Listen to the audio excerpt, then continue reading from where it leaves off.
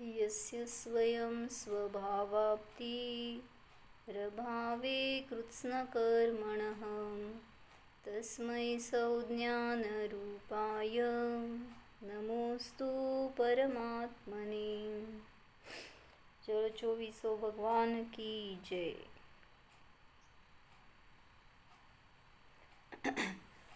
इष्टोपदेश ग्रंथामध्ये 10वा श्लोक बघत होतो आपण. काय सांगितलं होतं आतापर्यंत? 9 श्लोकापर्यंत अज्ञानी जीव कशाला मी आणि माझं म्हणतो हे दाखवलं. कशाला? घर, परिवार, धन, कुटुंब, जे काय पुत्र, मित्र, शत्रू या सगळ्यांना मी आणि माझं मानतो हे दाखवलं होतं. आता पुढं सांगतायत की ते सगळे संयोग आहेत, क्षणिक आहेत. आता या 10व्या श्लोकात सांगतायत की शत्रू मिळाला तर त्या शत्रूचा सुद्धा संयोग आहे, तो पण क्षणिक आहे. आणि त्याच्यामध्ये रागद्वेष करणं हे अज्ञान आहे. म्हणजे तो शत्रू का मिळाला, कधी दूर होणार, हे सगळं विचार करणं म्हणजे कुठलं ध्यान झालं? म्हणजे म्हणलं ना, विराधकः कथम हंत्रे जनाय परिकुप्यति त्र्यंगुलं पातयन पद्भ्याम स्वयं दंडेन पात्यते. ज्याने आपला अपकार केला आहे त्यावर प्रत्युपकार करण्याची बुद्धी ठेवणारा का रागावतो याबद्दल आश्चर्य वाटते. पायाने नांगराचा दांडा जमिनीवर खाली पाडणारा स्वतःच त्या दांड्यामुळे फेकला जातो. म्हणजे काय सांगायचं आहे? शत्रूचा आपण द्वेष करतो तो देखील व्यर्थ आहे. का? कारण उलट तो आपला घात त्याच्यामुळे माझाच घात होणार आहे. भले त्याचं काय वाईट होऊ दे नाही तर नाही होऊ दे, माझं वाईट होणार आहे पहिल्यांदा. म्हणून सांगतायत कोणाची विराधना केली त्यांच्यावर कुपित होण्याचा अधिकार तुम्हाला नाही. तो जर तुमच्यावर कुपित होईल, तुम्हाला जर त्रास देईल, तरी पण तुम्ही त्याच्यावर क्रोधी होण्याचा अधिकार नाही आहे, कारण तुम्हीच पहिल्यांदा त्याची विराधना केली आहे. मग असं मुनिराजांवर कोणी केला कोप, मुनी काय करताय? तो म्हणजे मुनींची कोणी विराधना केली आणि तोच येऊन पुन्हा मुनींवर कोप करतोय. मुनींनी काय करायचं? तर त्याच्यासाठी सांगितलं त्यांना एक परिशह जय आहे. 22 परिशह जयामध्ये कोणत्या परिशह जय अंतर्गत येतं ते?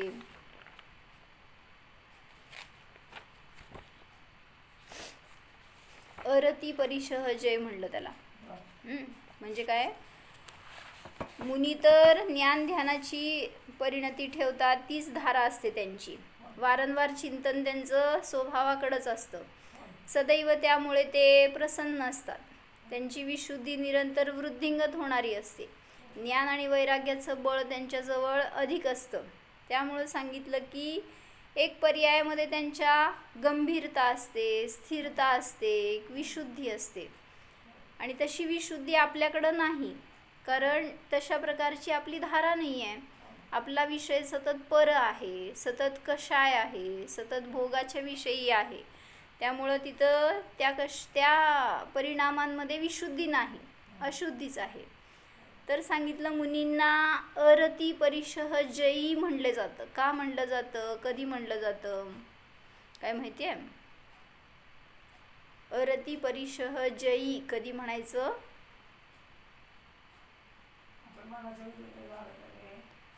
अरती परिशह झाला तो जेव्हा माझ्या मनाच्या विरुद्ध काही घडलं आणि त्याच्यामध्ये मी आकुलित झालो, अरती केली, काय म्हणायचं, उद्विग्न झालो, खेद केला, तर हे सगळं अरती झाला.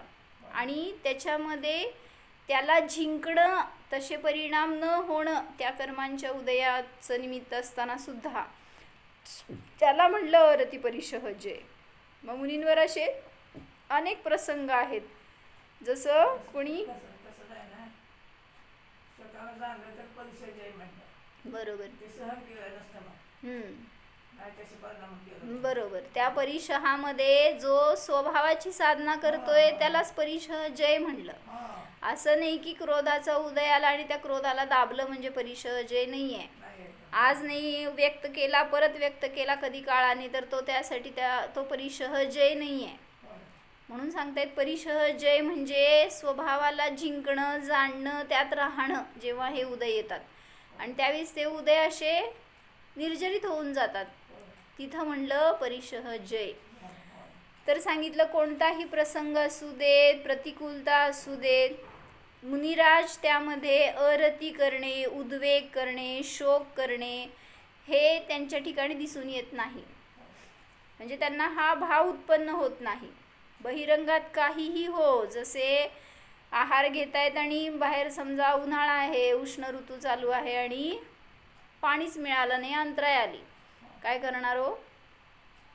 24 तासासाठी पाणी मिळणार नाही, तर कोणी शिथिलाचारी होईल, कोणी त्याच्यामध्ये आकुलित होईल, कोणी त्रागा करून घेईल, कोणी काय अनेक प्रकारांनी त्याच्यामध्ये परिशही होतील, परिशह सहन करत राहतील. सतत त्या पाण्याचं चिंतन करत राहतील उद्यापर्यंत, सकाळपर्यंत, कधी 10 वाजणार, कधी चर्येला निघणार असं. तर हा परिशह जय नाही आहे, परिशह आहे. मग सांगितलं त्या आहारामध्ये अंतराई येईल किंवा कधी जे काही शरीराला आवश्यक गोष्टी आहेत त्या नाही मिळाल्या, उलटं शरीराचं पतन करण्यायोग्य त्यांना त्या रोगाला वाढवणारे असे काही गोष्टी मिळाल्या समजा, तरी पण तिथं त्याच्यामध्ये किंवा कोणी सेवेला नाही आहे, जेव्हा शरीरामध्ये अत्यंत वेदना आहेत आणि मग तिथं आवश्यकता आहे वयोवृत्ताची, सेवेची, आणि त्यावेळेस कोणी नाही आहे, काय करणार हो? डोकं भयंकर दुखायला लागले आणि त्यावेळेस जवळ कोणीच नाही आहे, अरती होणार नाही, कारण इच्छापूर्वक त्या गोष्टींचा त्याग केला, त्यालाच तर म्हणलंय वैराग्य. आणि तिथं सांगितलं की सेवेला कोणी असू दे नसू दे, शरीरामध्ये रोगाधिकांची भयंकर वेदना असो तरी सुद्धा त्यांना त्याच्यामध्ये अप्रसन्नता नसते, खेद नसतो. ह्यालाच म्हणलं अरती परिशह जय. का नसतो? तर जो प्रसन्न स्वभाव आहे त्याचा आश्रय घेतलेला आहे, किंवा जो परिपूर्ण ज्ञान स्वभाव आहे. कशाचं?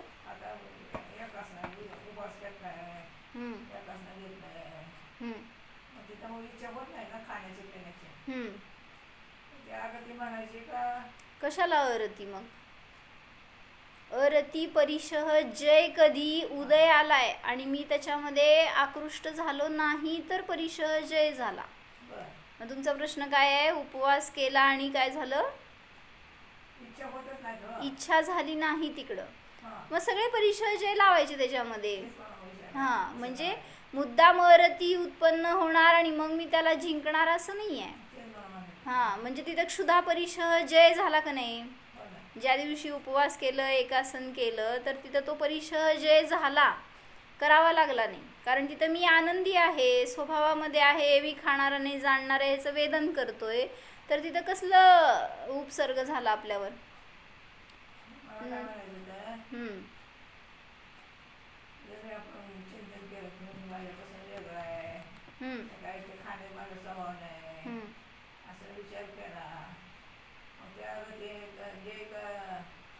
परिशह जयच आहे तो, परिशह नाही आहे.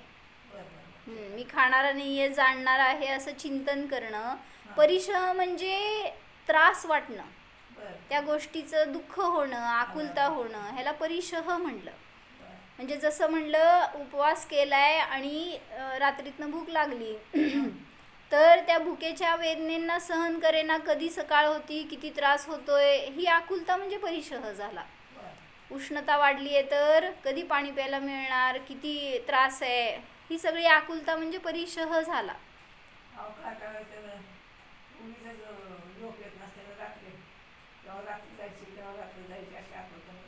कुठला परिशह झाला? बरोबर. म्हणून तिथं किती आपल्या उपयोगाला सांभाळायला पाहिजे. झोप आली नाही रात्री तर काय चिंतन करता हो? मला झोप येईना. योगिता ताई, झोप नाही आली तर काय करायचं? सिद्धम,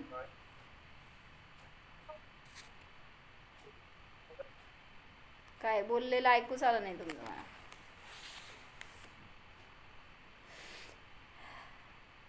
प्रतिक्रमण करायचं. हां, हे कधी आम्हांच्याकडं आल्यावर. हां, नाहीतर काहीतरी आपलं व्रत संयम नियम असताना रोजच्या दिवसामध्ये जर असे प्रसंग घडला तर तिथं आपण आकुलता करतो, झोप येत नाही, झोप येत नाही, मला फार त्रास होतोय. हे आकुलता म्हणजे तसंच सांगितलं ना, जेव्हा उन्हाळा सोलापूरमध्ये भयंकर असतो तर तिथं किती ऊन आहे, किती त्रास आहे, किती टेम्परेचर वाढलं आहे, अरे अरे अरे हा, असं जे काही आहे ना, ही सगळी आकुलता म्हणजे परिशह आहे. आणि त्याच्याविषयी तुम्ही काय हा हू केलं म्हणून ते कमी होणार आहे का वाढणार आहे? त्याच्यातून तुम्ही पळू शकणार आहे? काहीच नाही आहे. म्हणून सांगितलं तिथं आकुलता करणं हा परिशह आहे आणि त्याच्याकडं ज्ञाता रूपानं पाहणं हा परिशह जय आहे. एवढा फरक करायचा त्याच्यामध्ये. म्हणून कुठलीही परिस्थिती असू दे बाहेर, तर तिथं मुनिराज अरती परिशह जयी असतात. या सर्व परिस्थितीत ते अगदी सहज वर्तन करतात, कारण त्यांना स्वभावाचं सामर्थ्य प्रगट झालेलं आहे. त्यांना एक आपला शुद्धात्माच प्रिय वाटतोय, तोच आश्रय करण्यायोग्य वाटतोय, बाह्य कुठलीही परिस्थिती शरण नाही.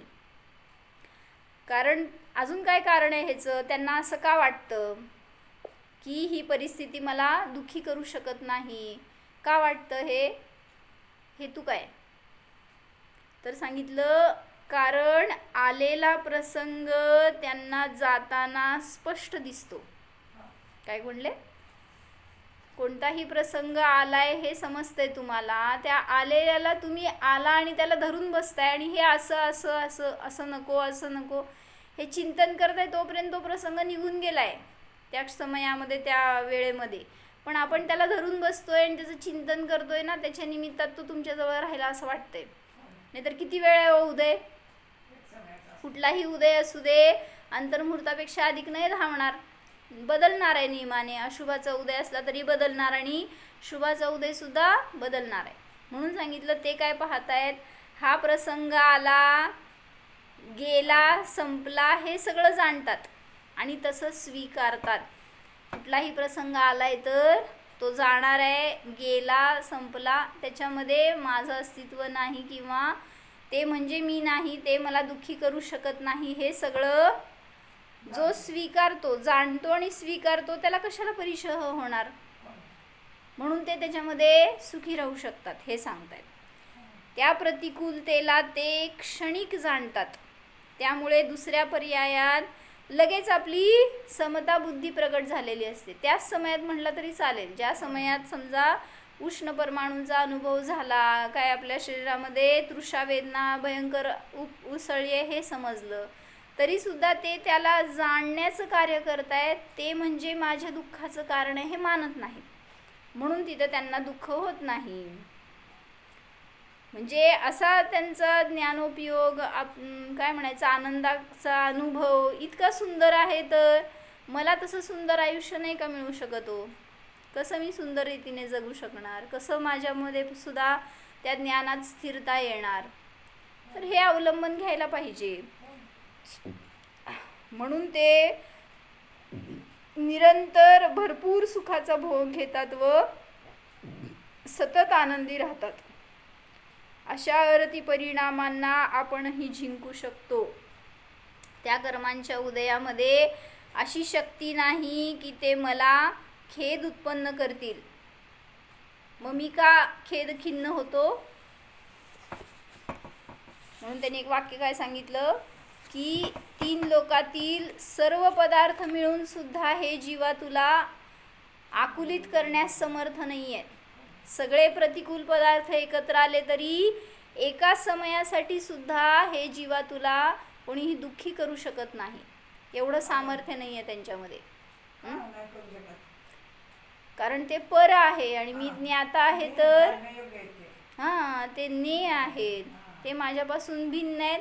त्यांचा स्वभाव जाणा ना. तुम्ही त्या स्वभावालाच विसरताय की ते मला दुःख देणारे, हा त्यांचा स्वभाव. असं विपरीत मान्यतेमुळं हा जीव स्वयं दुःखी होतोय. आपण भ्रम करून घेताय ना, तर दुःख देते, तर मग दुःख देते. बरोबर. चुकीचं कर्म दुःख देतात की नाही हो? काय? कर्म दुःख देतात की नाही विचारते सगळ्यांना. तुम्हाला नाही देत, तुम्ही सांगताय. नाही सगळ्यांना कर्मच दुःख नाही देतात. देत नाही. कोण आहे ते? तुमच्या घरात कर्म नाहीत काय? आहेत की. कर्म नो प्रूफ, कर्म दुःख देतात. कर्म प्रूफ घरात राहताय का? आपला विषय नाही ना हे. हा, ते कर्मांचा उदय आहे. तो कर्मांचा उदय, त्याच्यामध्ये दुःख हा स्वभाव नाही आहे. हा. सुख दुःख हा स्वभाव म्हणजे हे पर्याय जीवाच्या परिणामामध्ये आहेत. पुद्गलाच्या परिणामामध्ये न सुख आहे न दुःख आहे. ते तर बस आहे, त्या रूपाने जाणायचं आहे तुम्हाला. अन्यथा जर त्या वस्तूमध्ये असं काय असतं तर, ही वस्तू सुखाला देणारी, ती वस्तू दुःखाला देणारी असं असतं तर काय? सगळ्यांना तेच वाटलं. हां, ती वस्तू ज्याच्या पण सान्निध्यात येणार त्या सर्वांना ती दुःख द्यायला पाहिजे किंवा सुख द्यायला पाहिजे. पण असं तर दिसून येत नाही. म्हणून सांगितलं 3 लोकामध्ये 3 काळामध्ये असं कोणीही नाही, कुठलाही जीव नाही, कुठलंही पुद्गल नाही जे जीवाला आपल्या स्वभावापासून च्युत करू शकेल. आणि जीवाचा स्वभाव अनंत सुखमय आहे. म्हणून सांगितलं अरती परिसहजे, मी सुद्धा करू शकतो, सहज करू शकतो या समयात सुद्धा. फक्त दृष्टी बदलायची आहे. बाहेर दृष्टी देणार तर दुःख आहे आणि स्वभावाकडे दृष्टी देणार तर नियमाने सुख आहे.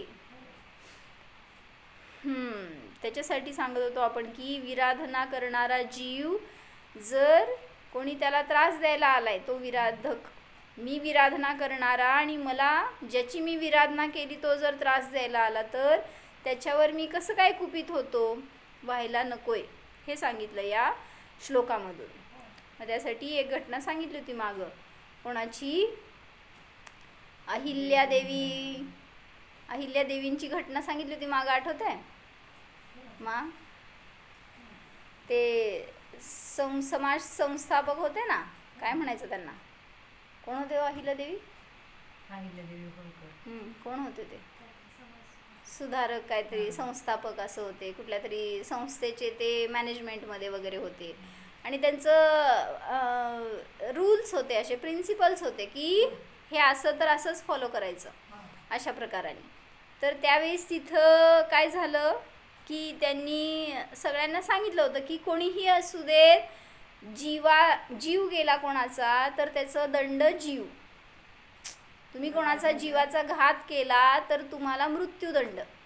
मग तो कोणीही असू देत, कुठल्याही जीवाचा घात केला तुम्ही तर तुमचा घात केला जाणार, असं त्यांचा दंड होतं, प्रिन्सिपल होतं. तुम्ही जसं दुसऱ्याला त्रास देणार आहे तोच तुम्हाला भोगावं लागेल, हे दंड होतं. मग ते नेमकं काय झालं, त्यांचा मुलगा, अहिल्याबाई होळकरांचा मुलगा, तो भरधाव वेगामध्ये एक गाडी घेऊन चालला होता, फुल स्पीडमध्ये. आणि त्यांच्या समोर एक गाईचं पिल्लू आलं आणि ते गाईचं पिल्लू त्यांना धडकलं त्या गाडीला आणि ते खूप दूरवर जाऊन पडलं आणि खूप मोठं इंजुरी झाली त्याला. काय म्हणायचं, जवळपास मरणासन्न झालं, असं बघा. मग त्यावेळेस शुद्ध आहे का तुम्ही? तर त्यावेळेस सांगितलं की ते मरणासन्न झालं म्हटल्यावर हा घाबरला मुलगा आणि तिथनं त्यांनी आपलं काय तोंड न दाखवता पळून गेला. पण तरी तेवढ्यामध्ये लोकांना समजलं ही गाडी त्याची आहे आणि तोच या घटनेला कारण आहे. आणि मग लोकांना भय वाटायला लागलं की कसं सांगायचं जाऊन अहिल्याबाईंना हे गोष्ट की तुमच्या मुलांनी इतका मोठा अपराध केला आहे. आणि तो तर समोर यायला तयारच नव्हता आईच्या, आणि त्या आईला माहीत नव्हतं. तर कोणीतरी सांगायला म्हणून घरामध्ये आलं की असं असं ते गाईचं पिल्लू रस्त्यावर तडफडतंय, रक्तबंबाळ झालं आहे आणि त्याच्या बाजूला त्याची आई अशी फिरत होती. म्हणल्यावर ते कोणी सांगायला आलं त्यांना. तर त्यावेळेस तिथं त्यांची पत्नी पण होती, ज्यांनी गाडी चालवत होता ना, त्याची पत्नी आणि आई दोघंजण एकत्र होते एका ठिकाणी घरात. आणि त्यावेळेस ही न्यूज त्यांना कळाली. तर अहिल्याबाई एकदम तटस्थ होत्या, असं नाही की मुलगा आहे म्हटल्यावर मोही झाल्या, मागं सरकल्या, असं नाही. तर त्यांना कळालं की मुलांनी इतका मोठा अपराध केला आहे. त्याच समयामध्ये ते असं बोलणार की दंड हा सगळ्यांना समान असतो. घरातला आणि परका असं काही भेद नाही असं म्हणलं की त्या सुनेच्या डोळ्यातनं अश्रू व्हायला लागले. का? आता नवऱ्याचा वियोग होईल, कारण तो दंड म्हणजे मृत्यूदंडच होता असं. तर त्यावेळेस तो नवरा तर नव्हता समोर, आणि मग ती म्हणली मी परिस्थिती बघून तिथे ठरवणार काय ते, आणि तोपर्यंत तिने काय असं बोललं नव्हतं. मग ती तिथं त्या जागेवर गेली जिथं ते पिल्लू तडफडत होतं, आणि ते जवळपास मेलच. आणि त्यावेळेस ती माता त्या ती गाय त्या पिल्लाच्या जवळ खूप वेळा फेऱ्या मारती आणि रडत असताना ती जाती तिथनं. आणि त्यावेळेस अहिल्याबाई तिथं आल्या, आणि त्यांनी बघितल्यावर त्यांना फार वाईट वाटलं की असं एका जीवाचा घात झाला. आणि ती सगळ्यांच्या समोर तिला खूप क्रोध आला मुलावर, असं कसं करू शकतो हा. आणि ती असा अनाऊन्स करणार की या अपराधाचं प्रायश्चित्त किंवा दंड म्हणून मी त्या जीवाला ज्यांनी मारलंय त्याला मृत्यूदंड देणार असं ती म्हणणार असते. तेवढ्यात ती गाय समोर आली, आणि ती गाय येऊन त्या अहिल्याबाईंच्या समोर उभारली, आणि तिच्या डोळ्यातनं अश्रू वाहत होते, आणि ती जणू सांगत होती की मी माझ्या मुलाचं वियोग काय झालंय हे भोगतीये, मला दुसऱ्याच्या मुलाचा वियोग नाही करायचा. म्हणजे जे झालंय ते मी त्याला क्षमा केली आहे, म्हणून मी त्याच्या निमित्तात दुसऱ्याचा घात करू इच्छित नाही, तुम्ही हे निर्णय घेऊ नका असं तिला सांगायचं होतं. ती तिला बोलूच देईना. कशासाठी सांगितलं गोष्ट? म्हणजे क्षमेमध्ये काय शक्ती आहे. त्या तिर्यंच्यांना सुद्धा समजतं की क्षमा काय असते, आणि मनुष्यांना समजत नाही. कसं म्हणजे सांगायचे की त्या हां म्हणजे जेवढं जीव लावतात ना मनुष्याला, तेवढंच स्त्रियांचे सुद्धा लावतात. म्हणजे त्या मालकाशी पण त्यांची एवढी अटॅचमेंट असते. आणि तेच सांगितलं, उलट क्रोध सुद्धा तेवढाच असतो भयंकर. म्हणून कुठल्या जीवाला आपल्या निमित्तामध्ये दुःखी करू नका. जर दुःखी झाले तर त्याचं रिवेंज भोगावं लागणार. म्हणून माझ्या निमित्तात जर कोणी दुःखी झालं असेल तर आत्ता ज्ञान झालंय ना, काय करायचं? सुनबाईंना दुःखी करता का नाही? इथे समोर बसावं, आम्ही कसं बघायचं तुम्हाला? एक इकडं एक तिकडं एक तिकडं, तर बसा की खुर्चीजवळ. काय करायचं? सासूबाईंनी 4 कटू शब्द बोलले. थांबा सासरे, तुम्ही पण तसं बोलत असणार. सासूबाईंना नाही, सुनेंना विचारायचं. सुनांनी काय घ्यायचा रोल? काय करता? सुनेला क्रोधी करता का तुम्ही क्रोधी होता? तरी बोलत नाही. बोलत नाही म्हणजे? सुनेला बोलत नाही. होय, घाबरून असं काय वॉटेवर काय असेल ते असं का? म्हणजे मी जर त्यांना दोषी पाहतोय, त्यांना कशाही पाहतोय, तर दृष्टीच चुकीची आहे आपली. पहिला हे सांगितलं. काय हो सासूबाई कसे आहेत? खरं सांगायचं, खोटं सांगायचं शास्त्राच्या समोर. काय भाग्यश्री मा खरं सांगायलाच बरं का ते. म्हणजे त्यांच्याकडे पाहण्याची आपली दृष्टी चांगली असेल ना, प्रत्येक जीव चांगला आहे या जगामध्ये, कोणी वाईट नाही आहे. आणि तेच आपली दृष्टीच जर खराब असेल तर समोर भेटणारा प्रत्येक जीव आपल्याला कोणीच चांगला दिसणार नाही जगात. जसं सांगितलं ना, दुर्योधनाला कोण होते ते त्यांचे गुरु? द्रोणाचार्य ना. द्रोणाचार्यांनी दुर्योधनाला आणि अर्जुनाला बोलवलं, आणि काय केलं? सांगितलं, जा जगाचा फेरफटका मारून ये आणि किती जीव सज्जन आहेत बघून ये. कोणाला सांगितलं हे? द्रोणाचार्यांनी दुर्योधनाला सांगितलं की जा आणि जगात किती सज्जन आहेत बघून ये. तर तो जाऊन फिरून आला, तर आल्यावर तो असा त्रस्त. आणि द्रोणाचार्यांना त्यांनी सांगितलं, एकही जीव मला सज्जन दिसला नाही. सगळेजण असे आहेत की दोषी आहेत, कशाई आहेत, काय म्हणायचं त्यांच्यामध्ये काय चांगला गुण नाहीच आहे, सगळे दुर्जन आहेत. आणि तेच इकडं पाठवलं होतं परोक्ष अर्जुनाला, जा आणि जगाचा फेर मारून ये आणि बघ कोण दुर्जन आहेत. काय म्हटला होतो आल्यावर? सगळे सज्जन. पाठ आहे सगळं नुसतं आपल्याला, काय फायदा? तुम्हाला दोघांना पाठवते आता फिरायला.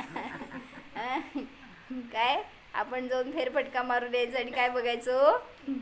आपल्या घरात बघा, जाऊ दे किती जण सज्जन आहेत आणि किती दुर्जन आहेत. तो सगळ्याला आपण जे इष्ट आहेत ना ते सगळे सज्जन वाटत आहेत आणि जे अनिष्ट आहेत ते दुर्जन भासतात. म्हणून सांगतात आपल्या दृष्टीत भेद आहे होतो. मग दृष्टी बदला तर जग सुख देईल तुम्हाला, म्हणजे जगातून सुखाचाच अनुभव होईल. पण हा दृष्टिकोन नसतो म्हणून सतत विराधना करत राहतो आणि विराधना करणाऱ्याला नियमाने त्याचं फळ भोगावं लागतं. म्हणून त्यासाठी एक घटना सांगितली की एक गवळी होता आणि त्यांनी खऱ्या धर्माची विराधना केली. कसं तर त्याच्यावर बिकट प्रसंग आला होता. त्याच्याजवळ आपल्यावर पण तेच करतोय. आपल्यावर काय प्रसंग आला तर काय करतो, पहिल्यांदा धर्म सोडतो, पहिल्यांदा देवशास्त्र गुरूंना सोडतो, पहिला प्रतिक्रमण ध्यान सोडतो आणि कुठं जातो, हॉस्पिटलमध्ये. हसलेच आहेत काय अजून तुम्ही? आणि काय शिकायचं मग आपण धर्म? काय ती बघा की कुठं जातोय. पहिला आज जावा सांगितलं ना, जाणीव करा मी जाणणार आहे, हे सगळं भोगणारा नाही आहे, हे उदय आहेत, हे भिन्न आहेत. आज जावा नंतर बाहेर जावा. पण आपण पहिला बाहेर पळायची गडबड असते. तसंच त्यांनी पण काय केलं, त्याच्यावर जेव्हा बिकट प्रसंग आला तर त्यांनी पण पहिल्यांदा धर्माची विराधना केली त्यांनी. का? कारण त्याच्याजवळ 100 म्हशी होत्या. 100 म्हशी होत्या आणि त्याच्यावर त्याचा बिझनेस होता. आणि नेमकं झालं काय होतं की त्या काळामध्ये म्हशींचा रोग पसरला होता. काय म्हणतात, साथीचा रोग असल्या टाईप, म्हणजे इन्फेक्शन झालं होतं सगळ्यांना असं. आणि त्यामध्ये रोज एक म्हैस मरायची त्याची, काहीतरी त्या रोगाने त्या म्हशींना वाचवू शकत नव्हता तो. खूप उपाय केले त्यांनी तरी पण रोज एक म्हैस मरायची. म्हणल्यावर त्याला इतकं वाईट वाटलं, इतकं हतबल झाला तो. आणि काय केलं, खऱ्या धर्माची विराधना करून त्यांनी देवी देवतांचा आश्रय केला. आणि त्या अनेकांनी सांगितलेले उपाय म्हणून एका देवीची मूर्ती त्यांनी पाण्यात ठेवली आणि रोज दिवस रात्र पूजा भक्ती करायचा. फार त्याच्या पुढं जाऊन बसून तासन तास आपलं म्हणणं करणं, असं त्याला धर्म मानून. आणि ते माझ्या म्हशींची रक्षा करेल. तरीसुद्धा सांगितलं रोज एक म्हैस मरायची. असं किती दिवस झालं, 95 दिवस झालं म्हणजे काय झालं, 95 गेल्या, 5 म्हशी राहिल्या फक्त त्याच्याजवळ. आता मात्र त्याचं पेशन्स संपले आणि त्यांनी काय केलं, सगळा राग त्या मूर्तीवर काढला. का? कारण मी इतक्या श्रद्धेने भक्तीने पूजा करतोय, आरती करतोय, त्याचं गुणगान करतोय, पण मला काय फळच मिळत नाही आहे आणि हे सगळं व्यर्थ आहे असं म्हणून त्यांनी ती मूर्ती उचलली आणि फेकली, फोडली, तुटली ती मूर्ती. आणि कोइन्सिडेंटली असं झालं की त्याच्या 5 म्हशी कधीच मेल्या नाहीत. काय झालं, त्या 5 म्हशीच जगल्या आणि बाकी सगळ्या मेल्या. कशाचं फळ? म्हणजे धर्माचं अश्रद्धान केलं, अविश्वास केला, त्याचं फळ त्यालाच भोगावं लागलं की त्याचा धंदा चौपट झाला. आणि जेव्हा ते कुदेवादींचा आश्रय घेतला होता, त्यांना शरण मानलं होतं, ती भावना बदलली. जेव्हा त्याला खऱ्या देवशास्त्र गुरूंचं काय सानिध्य मिळालं किंवा उपदेश मिळाला, त्यावेळेस क्रुद्ध झाला होता. त्यांनी त्या मूर्तीवर क्रोध काढला, पण त्याच्यानंतर सांगितलं उपस्थापित झाला. सगळ्या त्या जीवांची क्षमावली केली आणि आपण कोणाला तरी असा वियोग केला असेल असं भावना करून त्यांनी जे शांत परिणाम केले, त्याचं फळ त्याला त्या 5 म्हशी त्याच्याजवळ शाबूत राहिल्या. त्यासाठी सांगितलं. म्हणून कधी कुठल्याही प्रसंगामध्ये आपण धर्माची विराधना करायला नको. म्हणून सांगतायत की कितीतरी प्रसंग येतात असे आपल्याला घरामध्ये. काय कशाचे?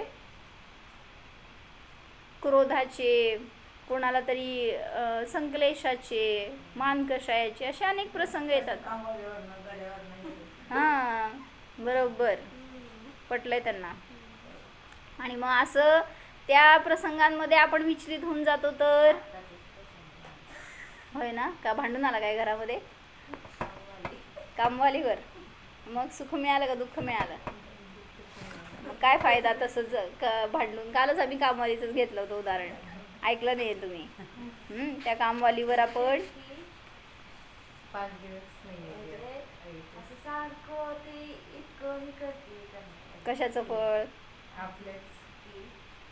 तिच्या समोर जाऊन म्हणायचं तुझा दोष नाही आहे, आमचाच दोष आहे.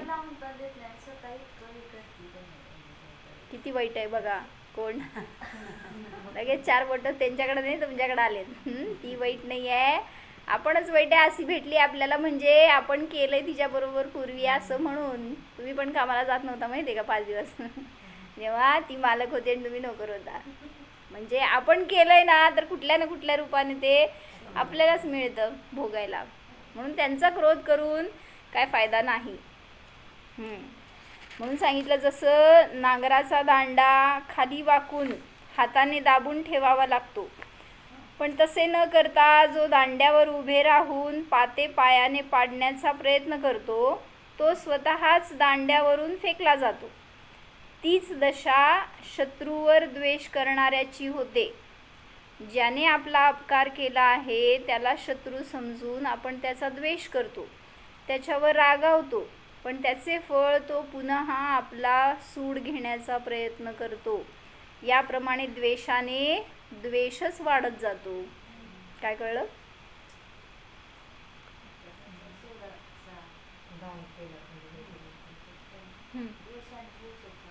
हे माझं वाक्य आहे, तुमच्या वाक्यात सांगा. जाऊबाईंवर मी क्रोध केला, सांग. असं करते का? 2 जावा समोर बसल्यावर काढायला पाहिजे बरोबर असं, म्हणजे मनातनं सगळं निर्मळता व्हायला पाहिजे आपली. कोणाच्या निमित्तात आपल्यामध्ये संक्लेश राहिले तर कोणाला त्याचं नुकसान आहे? मलाच आहे ना, हे समजून घ्या पहिल्यांदा. ती समोरची व्यक्ती आहे ती मला दुःखी करूच शकत नाही, ती मला त्रास देऊ शकत नाही. हे ज्याला स्वीकार झाला ना त्याचं जीवन बदलतं. आपण सतत त्याला दोषी पाहतोय, ते सासूबाई, ते जाऊबाई, ते नणंदबाई, सगळे ते कसे आहेत हो? म्हणा की कसे आहेत? सगळे चांगले आहेत. चांगलेच आहेत, मीच वाईट आहे. हे ज्याला ज्ञानातून पटतं ना त्याला सगळे खरोखर चांगले भेटतात. तर पाहण्याचा दृष्टिकोन आपला चांगला पाहिजे.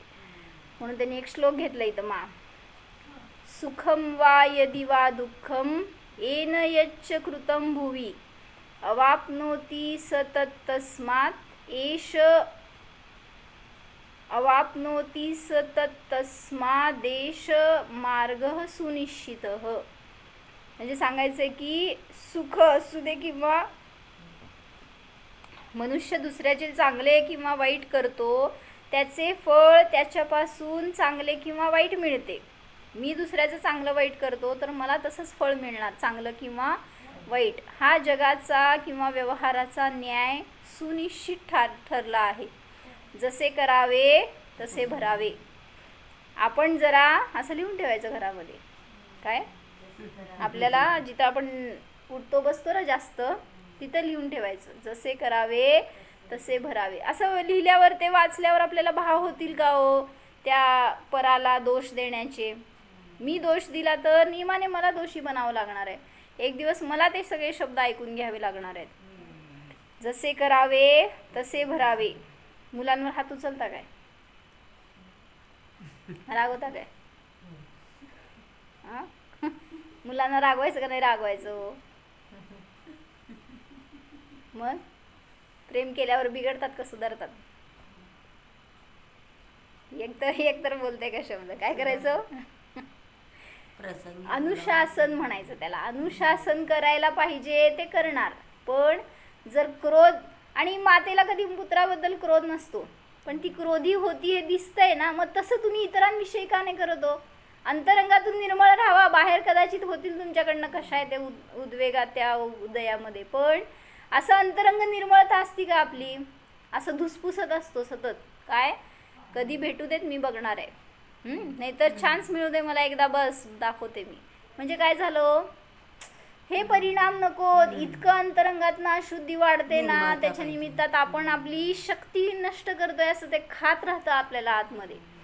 त्यालाच तर कशाय म्हणतात, जे कसतात म्हणजे आपली शक्ती क्षीण करत जातात. तुम्हाला तुमचं सुख नष्ट करताय, तुमची शक्ती नष्ट करताय, तुमचं ज्ञान ध्यान सगळ्याला भ्रष्ट करतायत. असे ते विचित्र परिणाम आहेत. आणि त्याला आपण धरून ठेवतोय दिवस रात्र. समोर आला नाही तो व्यक्ती 4 वर्षांनी येणार आहे, सांगा तोपर्यंत काय करणार? तोपर्यंत ते कशाय धरून ठेवले तर 4थ्या गुणस्थानात असाल तर 1ल्या गुणस्थानात जाता. म्हणून सांगतायत निर्मळता ठेवा. जसं म्हणलं ना, तुम्ही तुमच्या मुलावर नकली रागावताय, नकली क्रोध करताय, तसं वरवरचं असेल ना तर क्षणात नष्ट होऊन जाईल. पण जो क्षणात क्रोधी होतो ना, नियमाने नेक्स्ट भवामध्ये अत्यंत दुःखदायी अशा नरकात जाऊन पडतो. काय कळलं? परत म्हणा. जो क्षणात क्रोधी होतो, काय प्रसंग आला आणि आपण लगेच क्रोधी झालो तिथं, तर समजून घ्या तुम्हाला अशा दुःखाच्या भयंकर वेदना सहन कराव्या लागणार. मग ते सहन करायचं नसेल तर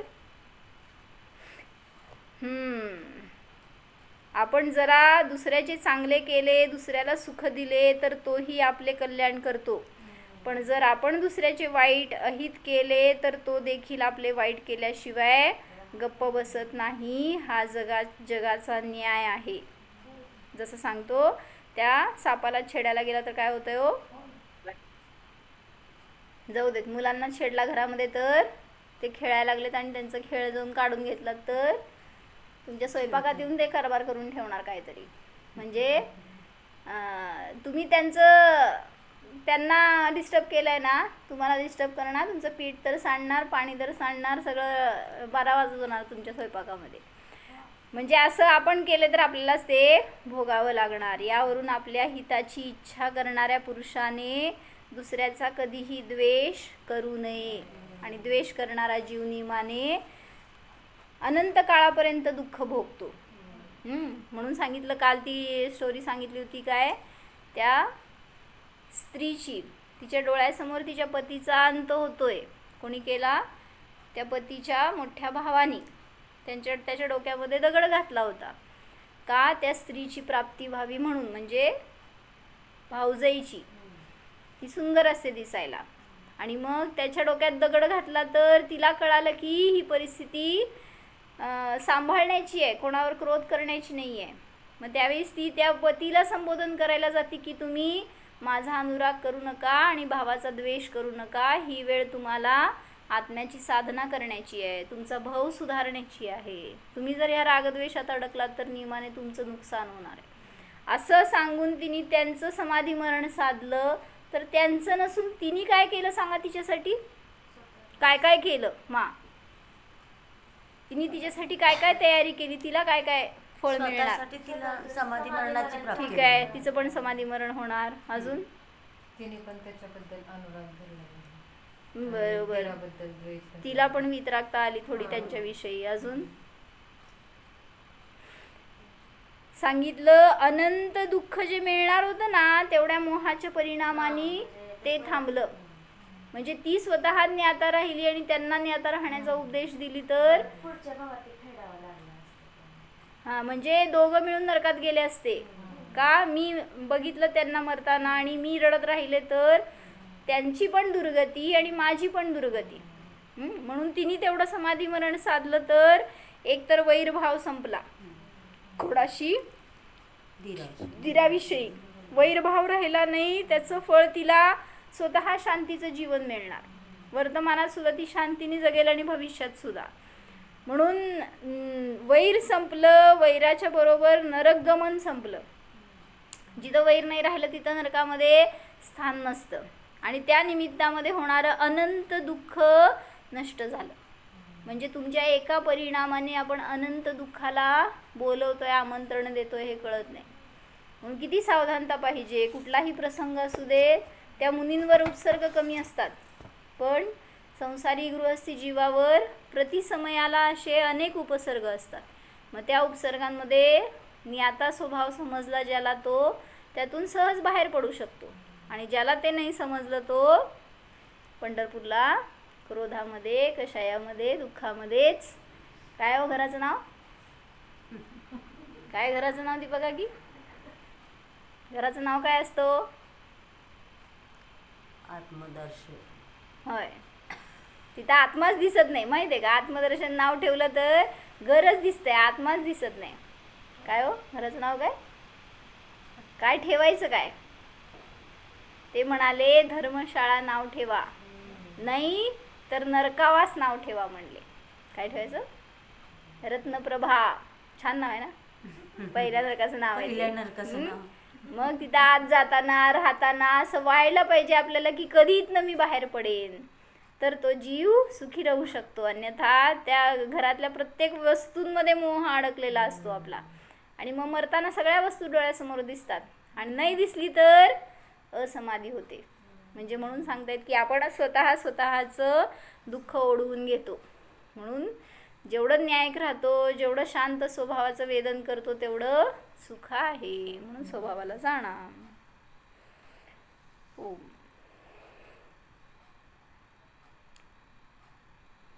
जाणा हा मी निष्कषाय स्वरूपी शुद्ध पवित्र जीव आहे. पहा, या स्वभावामध्ये वैरभाव नाहीच, गैरभाव नाहीच. संयोगातील सर्वजण माझे शत्रूही नाहीत, मित्रही नाहीत. अनुभव करा. सर्व स्वतंत्र जीव आहेत, त्यांचा माझा काहीही संबंध नव्हता, नाही, नसणारच.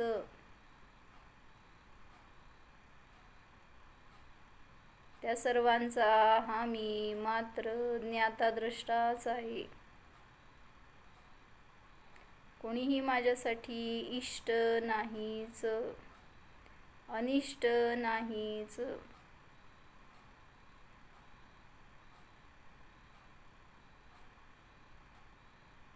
स्वतंत्र स्वरूपोऽहम्,